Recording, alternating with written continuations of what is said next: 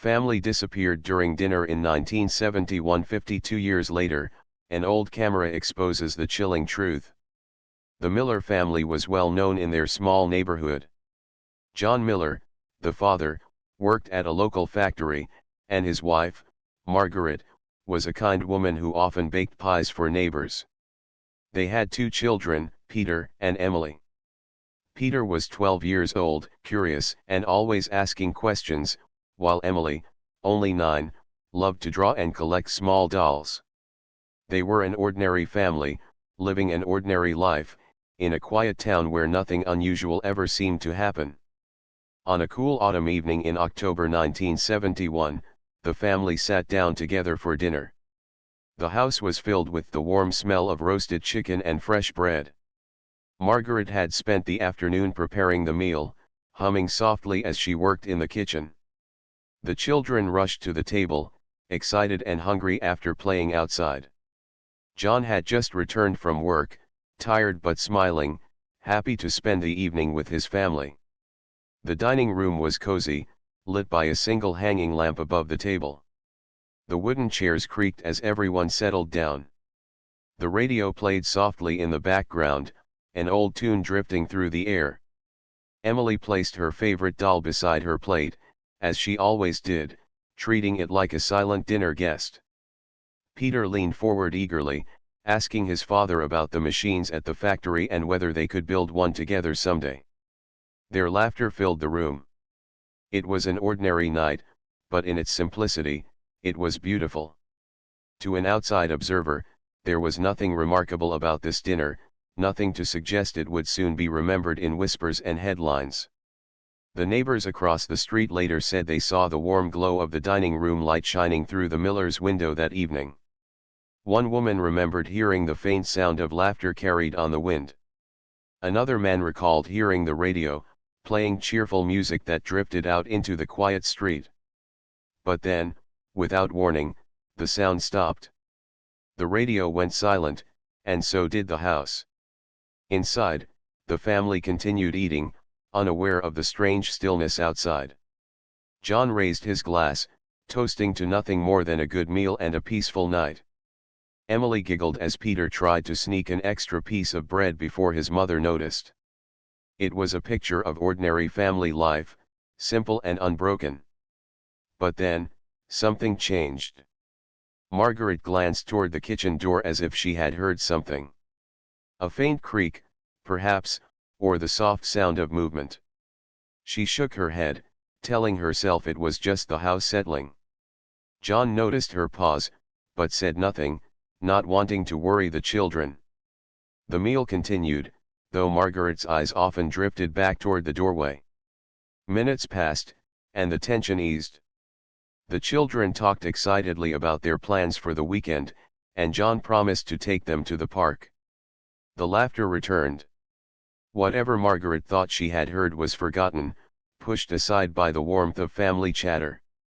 Later, when police investigated, they would find the table just as it had been that night, plates half full, glasses still standing, forks resting beside bites that were never finished. But in that moment, no one could have imagined that the simple dinner would be their last. The evening grew darker. Outside, the street lamps flickered on, casting long shadows across the road. A cool wind blew leaves against the Miller's front steps. Neighbors prepared for bed, never suspecting that something unusual was unfolding across the street. Emily leaned back in her chair, humming softly to her doll. Peter teased her, and she playfully stuck out her tongue. Margaret scolded them gently, her voice calm but warm. John looked at his family with quiet pride, thinking how lucky he was to have them. And then, silence. Later testimonies from neighbors all spoke of the same thing, the music on the radio cutting off mid-song, followed by a sudden quiet that seemed to settle over the house. No one saw anyone leave. No car drove away. The front door never opened, and the lights inside remained glowing until they slowly faded much later in the night. The next morning, a close friend of Margaret's came by. She had planned to drop off a basket of fruit, something she often did. When she knocked on the door, There was no answer. She knocked again, but still, silence. The curtains were drawn, and the house seemed strangely still. She stepped back, noticing that the miller's car was still in the garage. That meant they had not gone anywhere. Worried, she tried the door, but it was locked. She walked around the side of the house, peering through the window into the dining room. What she saw made her heart race. The table was still set. Plates sat with untouched food. Chairs were pulled back as if people had risen quickly. The room looked frozen in time, like a photograph. She called the police. When officers arrived, they forced the door open. Inside, they found no sign of the family. The food on the table was cold, the chicken untouched since the night before. The radio was switched off. Emily's doll still sat in her chair, staring blankly at the table. The house was searched from top to bottom. No broken windows. No forced entry. Nothing stolen. The bedrooms were neat, beds made as if no one had slept in them. The children's school books were stacked neatly on their desks. Margaret's knitting lay on the sofa, the yarn still tangled on the needles. It was as though the family had simply stood up from dinner and walked out into thin air. News spread quickly through the town. People gathered outside the Miller house, whispering about what could have happened. Some thought the family had left suddenly, perhaps to escape something. Others whispered about secrets, things hidden beneath the quiet surface of family life. But those who had known the Millers best refused to believe such things. They were happy, ordinary people with no reason to leave. The police investigation began that very day, but in those first hours, all anyone felt was confusion. How could a family of 4 disappear without a trace? Where could they have gone? Why would they leave their dinner half-eaten? Neighbors who had seen the family that evening were questioned. Some remembered the laughter. Some remembered the music. One person thought they had seen a shadow near the window, but could not be certain. Another claimed to have heard a faint noise, like chairs scraping across the floor. But no one had seen the Millers walk out the door. By the end of that day, the Miller home no longer felt like the warm, safe place it once had been. It felt like a puzzle, a house holding secrets it would not give up easily. The dinner table remained the center of that mystery, the last place the family had been seen together, the place where time seemed to have stopped. And so began a mystery that would remain unsolved for more than half a century, a story that would haunt the town and leave generations asking the same chilling question: what happened to the Miller family during dinner on that quiet night in 1971? The police worked quickly in the hours after the Miller family was reported missing.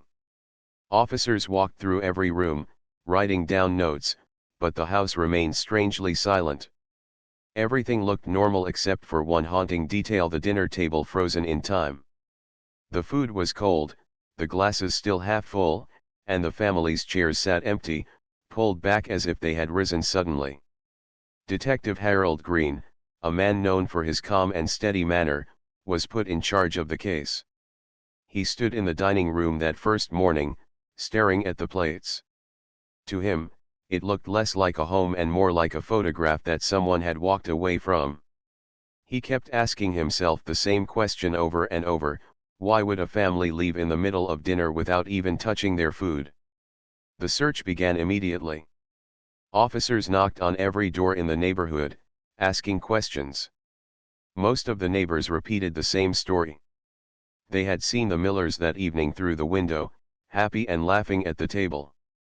Around 8 o'clock, the music had stopped. No one had seen them after that. No cars were heard starting. No one had left through the front door. The back door was checked, but it was locked from the inside. The windows were latched tight. Even the garage door was shut, the family's car still parked neatly inside. To the police, it was as though the Millers had vanished into thin air. Detective Green brought in more officers. They searched the yard, the street, even the nearby woods. A line of men walked side by side through the tall grass, looking for any sign: footprints, clothing, anything. But the search turned up nothing. The ground was undisturbed. There were no signs of a struggle. Back inside the house, officers searched every corner. The children's bedrooms were neat and untouched. Toys sat in their places, school books stacked carefully on desks. Margaret's knitting was still draped across the living room sofa. John's work boots stood by the door. Nothing was missing. If the family had chosen to leave, they had left behind everything they owned. The case quickly grew confusing. Normally, when people left suddenly, there were signs, packed bags, missing clothes, or notes. But here there was nothing. Not even a hint of travel. That evening, Detective Green spoke to reporters who had gathered outside the Miller home. Cameras flashed as he explained that the police were doing everything possible to find the family. He avoided using the word vanished, but that was the word everyone else was already whispering. The following days brought more questions than answers. Relatives were contacted, but none of them had heard from the Millers.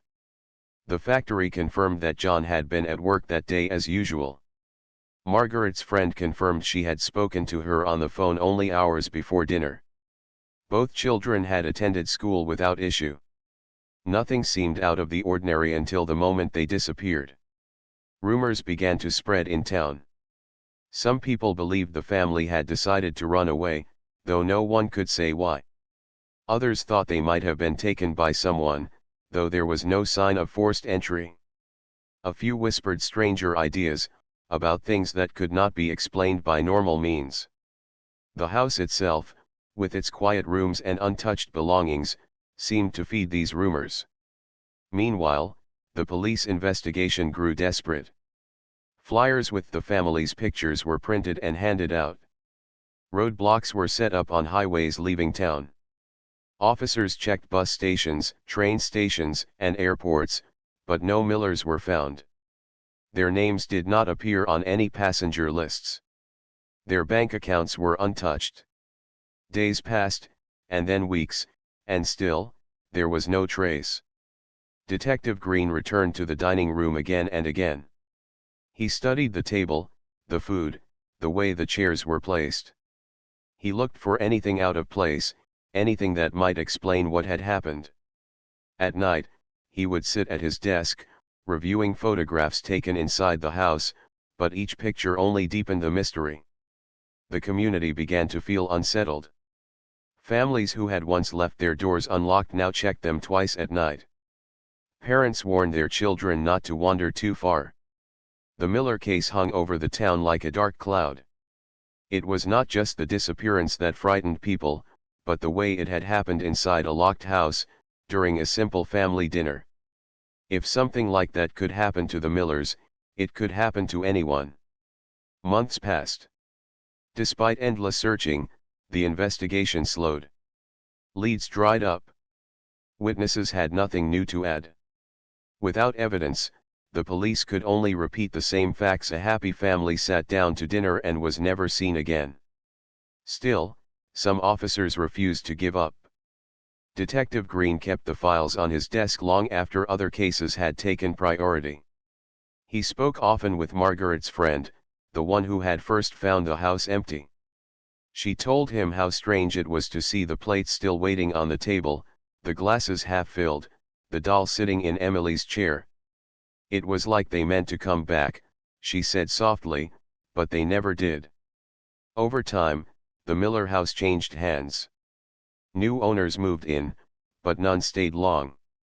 Some said the house felt wrong, as if it carried the weight of unanswered questions. Others claimed to hear faint sounds: the clinking of silverware, soft laughter, or the quiet hum of a radio that was not turned on. These stories spread quickly, and soon, many in town avoided walking past the house after dark. By the mid-1970s, the case had gone cold. Files were placed in boxes, stored in the back rooms of the police department. The Miller family was listed as missing, presumed gone. For many, the story became a mystery without hope of an ending. But for those who remembered that autumn night, the details never faded. The image of the dining room stayed in their minds: the warm light above the table, The food half-eaten, the silence that followed. Parents would warn their children not to talk about it too much, but in whispers, the story continued to spread. For the next 50 years, the Miller disappearance remained one of the strangest mysteries the town had ever known. Every few years, someone would bring it up again, a journalist writing an article, a student researching local history, or a curious visitor asking about the house. And every time, the same answer was given: no one knew what happened to the Millers. Behind the locked doors of the police archive, the boxes of evidence gathered dust. Photographs of the table, reports written in careful handwriting, and the faces of John, Margaret, Peter, and Emily sat waiting. Detective Green had passed away years before, never finding the answer he searched for. But the story did not die with him. Because somewhere, hidden in the past, the truth was still waiting. For more than 5 decades, the Miller disappearance lingered like a shadow over the town. Life moved forward, children grew up, new families moved into the neighborhood, businesses opened and closed, but the memory of that strange autumn night in 1971 never fully disappeared. Older residents would still whisper about it when the house was mentioned. Younger ones would hear the story for the first time and feel a chill. The case had become part of the town's identity, a mystery that refused to fade. Even people who had never met the Millers spoke about them as though they had known them personally, because the details were repeated so often. For years, the Miller house itself stood as a reminder.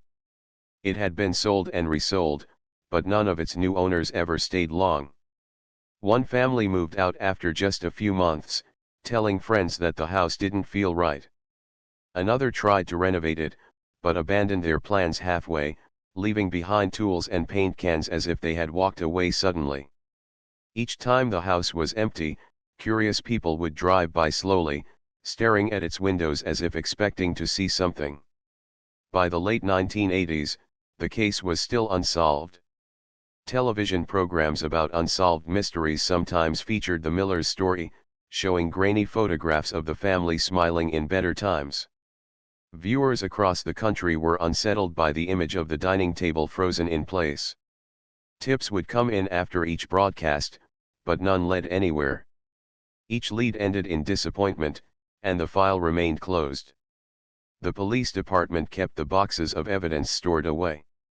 Inside them were photographs, handwritten notes from Detective Green, statements from neighbors, and the official report declaring the family missing. The boxes gathered dust on shelves, visited only occasionally by a curious officer or historian. The case was remembered, but no one expected new answers. Time continued to pass. People who had been children in 1971 grew older, with families of their own. Detective Green passed away, never having solved the mystery that had defined so much of his career. Margaret's friend, the woman who had first looked through the window that morning, grew elderly and still spoke of that day with sadness.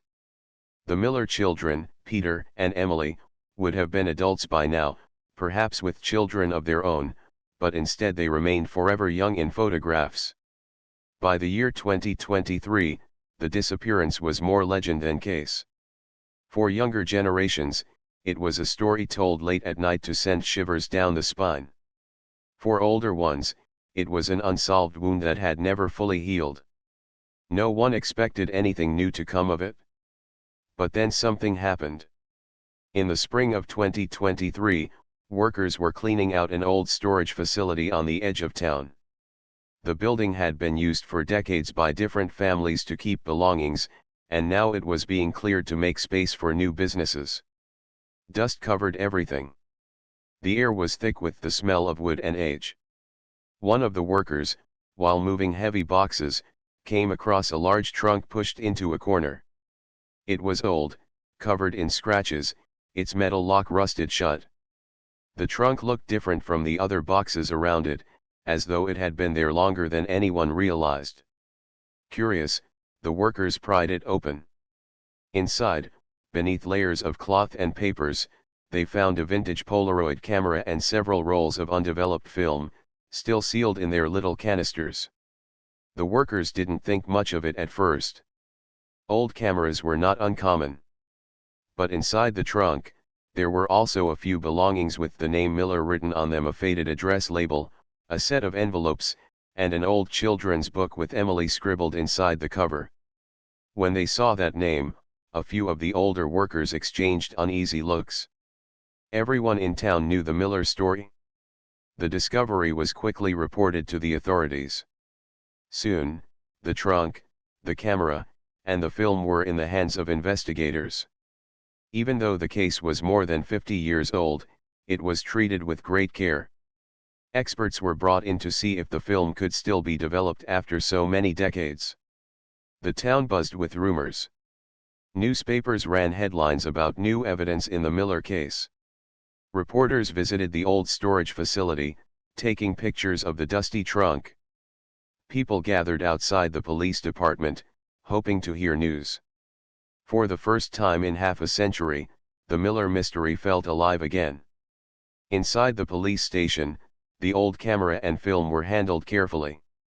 Specialists explained that film this old might not survive development, but there was a chance. The rolls were sent to a laboratory, where technicians worked with steady hands. Days passed slowly as the town waited for answers. During this time, people could not stop talking. Some wondered if the film might finally reveal what had happened that night. Others feared it would only deepen the mystery. Still others doubted that anything could be recovered after 52 years. Finally, the call came from the laboratory. Images had been developed. The film had not been ruined by age. And what those images showed would send chills through everyone who saw them. The first photographs were simple. They showed the Miller family in happier times.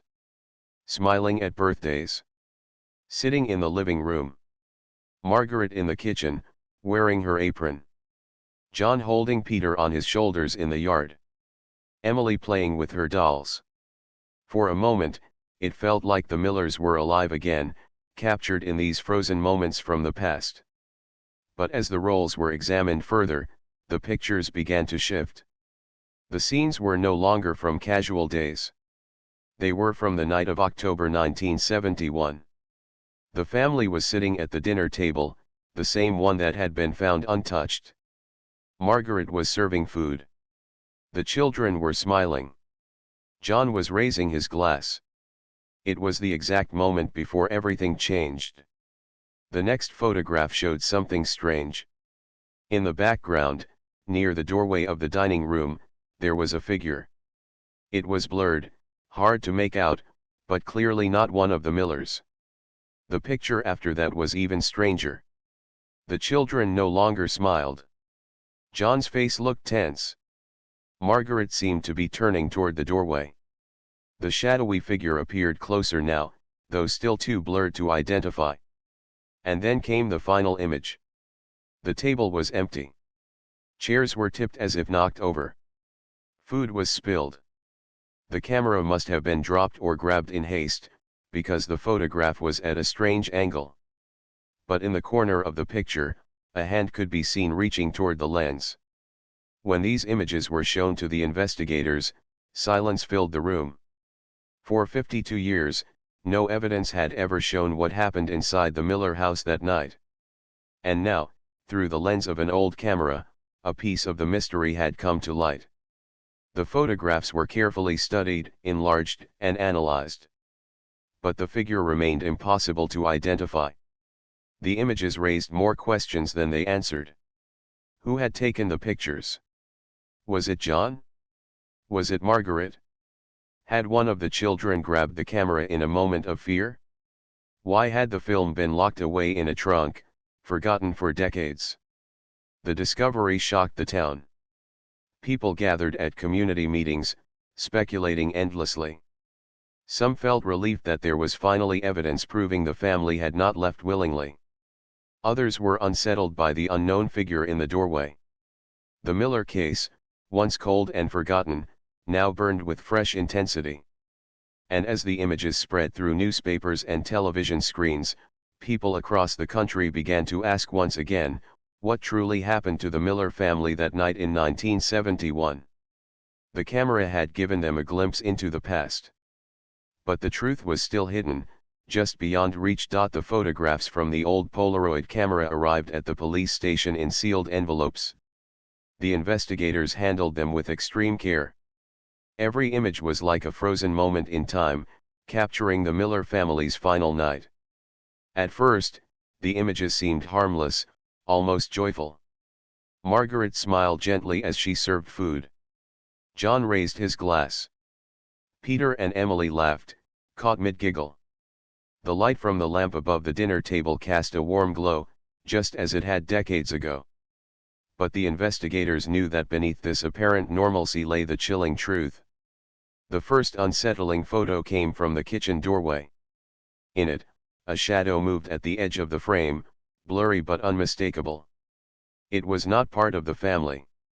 No one recognized the figure. It was tall, indistinct, standing still as though waiting. Detective Green's old notes, now being reviewed by a new generation of investigators, recorded that neighbors had mentioned shadows that evening. Now, the photos offered the first tangible proof. Experts in photography and forensic analysis were brought in to study the images. They enhanced them, adjusting light and contrast to reveal details hidden by time.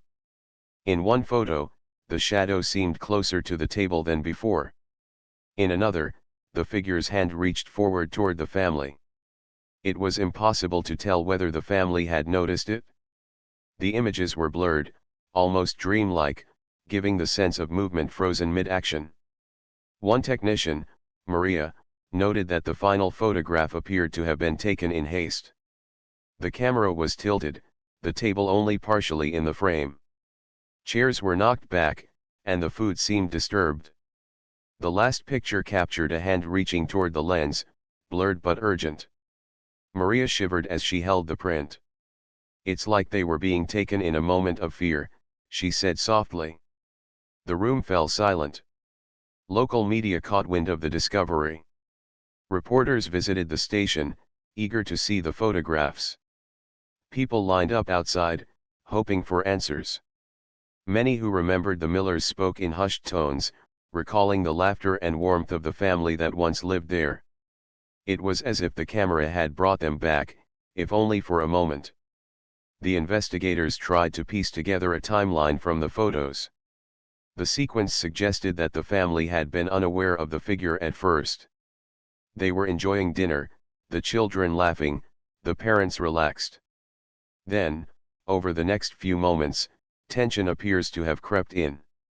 Margaret's head turned slightly, her eyes wide. John's smile seemed to falter.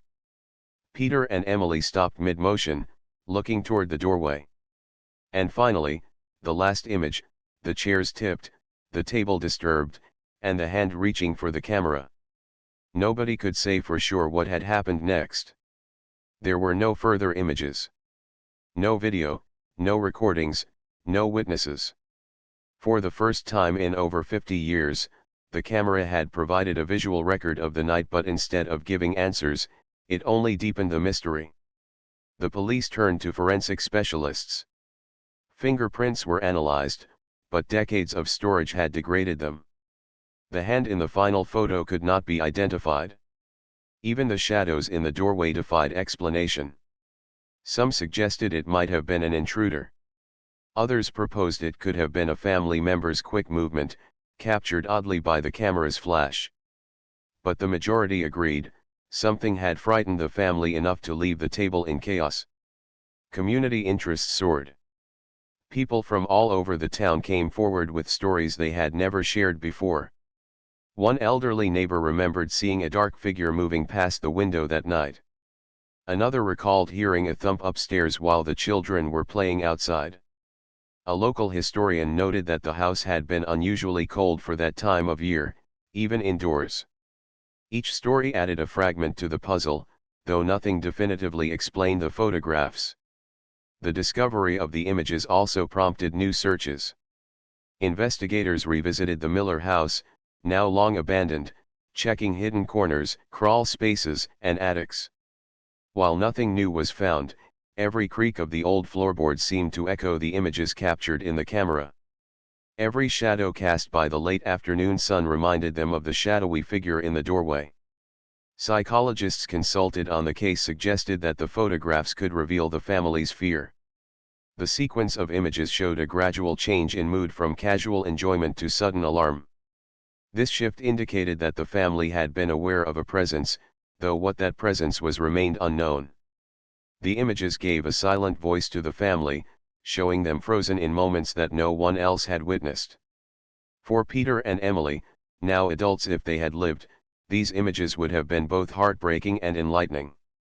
They showed the last time their family had been together, captured unintentionally by a device meant to preserve happy memories. The fact that the cameras survived for decades, hidden in a trunk, seemed almost miraculous. It had waited patiently, storing the truth until someone was ready to see it. Across the nation, the story spread. News channels, newspapers, and online forums debated the meaning of the photographs. The mystery became a symbol of how some truths could remain hidden for decades, only to resurface in the most unexpected way. Amateur sleuths and professional investigators alike pored over the images, offering theories, pointing out details, and discussing possible explanations. Some suggested a break-in gone wrong. Others believed the images hinted at something unexplainable. But every theory agreed on one point: the camera had provided the first real evidence in over 50 years. As the investigation continued, the emotional weight of the photographs became clear. People who had been children when the Millers disappeared remembered them as real neighbors, not just names in a newspaper. Now, through the camera, the family seemed present again, caught in the fragile moment before tragedy struck. The images bridged time, connecting the present to a night that had been long forgotten by the world, but never by those who remembered. The photographs also prompted renewed interest in searching for additional clues. Police returned to storage facilities, old sheds, and family possessions that might have been overlooked.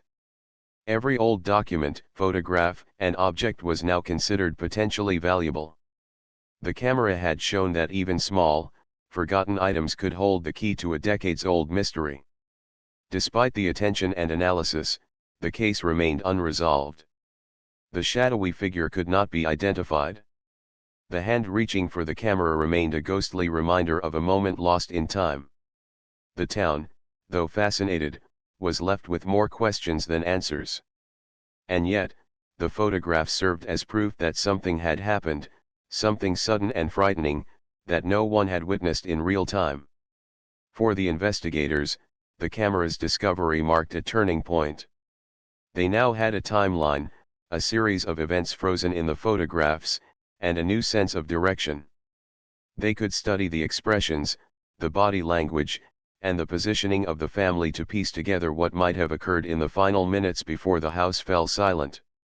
And while the truth was still incomplete, one fact was undeniable: the Miller family had not left their home by choice.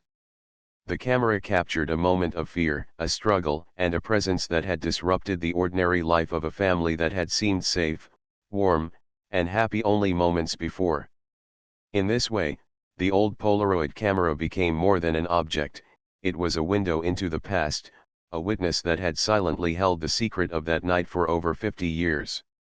And now, with the photographs in hand, the investigators and the town were finally confronting what had been hidden for more than half a century. After the discovery of the photographs, the Miller case returned to the public spotlight in a way it never had before.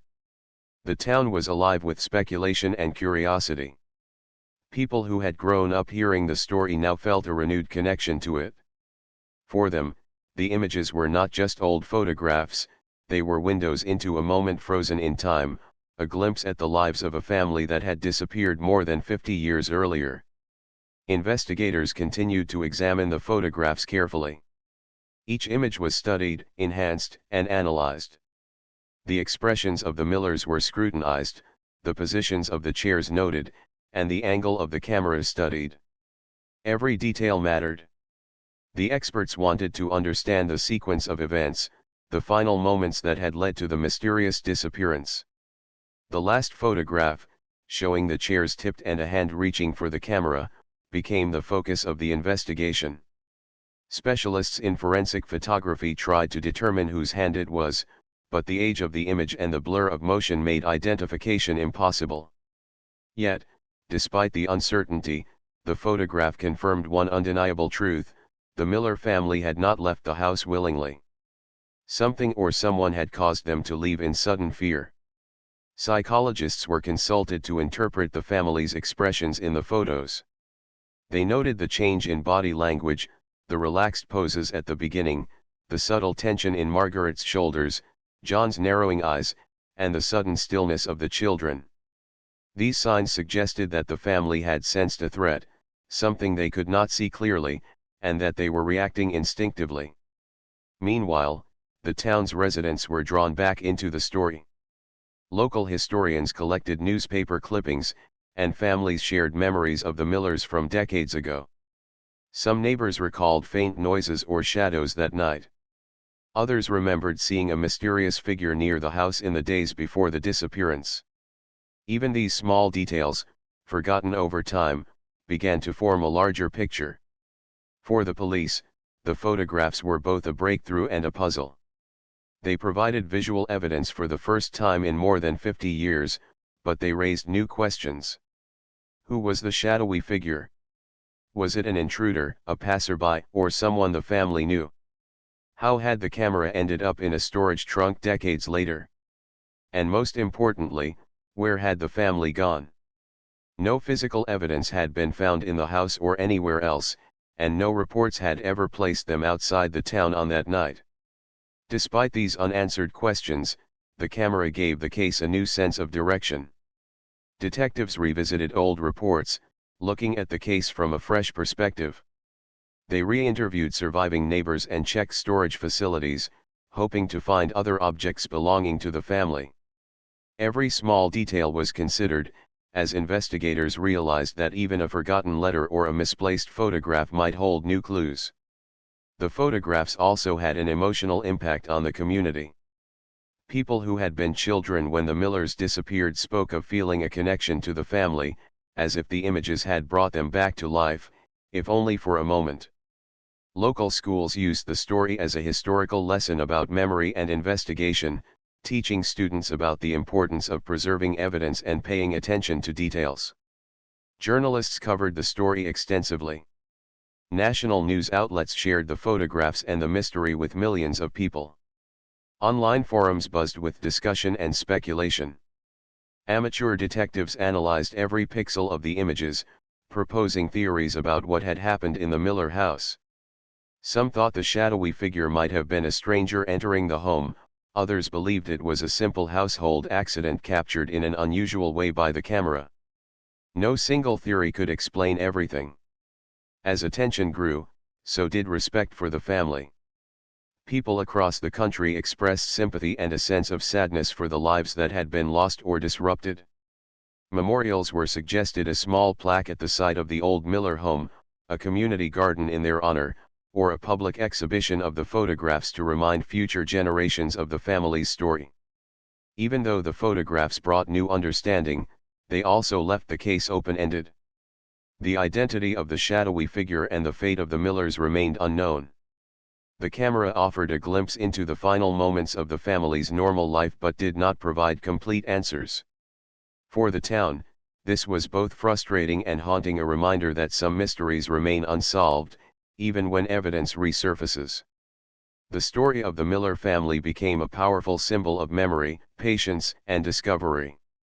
It showed that even decades later, the past could speak through objects that had been forgotten. The trunk, the camera, and the photographs had preserved the truth in a way that no written report or witness account could. They reminded everyone that the smallest details might carry the greatest importance. For the investigators, the case became a lesson in persistence. They realized that time, while often seen as an enemy in investigations, could also preserve the answers. The Miller case showed that clues might wait silently for decades, hidden in attics, storage trunks, or old possessions, until someone discovers them at the right moment. Locals often visited the site of the old Miller home, standing quietly outside and imagining the family's last night. The dining room, once filled with warmth and laughter, now existed only in memory and photographs.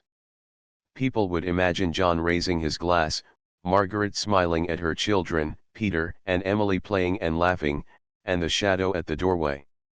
In this way, the family lived on, even if their ultimate fate remained unknown. The photographs also inspired storytellers and writers. Documentaries, books, and articles explored the images and the mystery. Some focused on the human side of the story, the family who had vanished without warning. Others focused on the investigation and the discovery of the camera. Each retelling ensured that the memory of the Miller family remained alive, spreading awareness of their story far beyond the small town where it began. Even after all this attention, the final truth remained elusive. The camera had revealed part of the story, but many questions were still unanswered. The shadowy figure, the sudden disappearance, and the fate of the family remained mysteries. Perhaps some aspects would never be fully understood. Perhaps the photographs themselves were the closest glimpse anyone would ever have. Yet, the town and the investigators had gained something invaluable, proof that the family had not simply disappeared by choice. The images confirmed what many had long suspected, that something had frightened the Millers, that their ordinary dinner had been interrupted by an unknown presence, and that the family had been caught in a moment of fear and confusion. In the end, the Miller case became a story of patience, discovery, and the unexpected ways in which the past can return. A simple Polaroid camera, forgotten in a dusty trunk for over 50 years, had preserved the last moments of a family's life in a way that no one could have imagined. It reminded people that even ordinary objects might hold extraordinary truths. The legacy of the Miller family lived on in the memories of those who remembered them, in the photographs that captured their last night, and in the lessons learned from a mystery that spanned decades. While the shadow of unanswered questions remained, the story had been transformed from a cold, unsolved case into a vivid, haunting memory, preserved for generations to reflect on the fragility and value of everyday life. And for those who had once lived in that quiet town, the Miller family, though gone, would never be forgotten. Their laughter, their warmth, and the mystery of their final night remained alive, captured forever by the camera that had waited patiently for the truth to be discovered.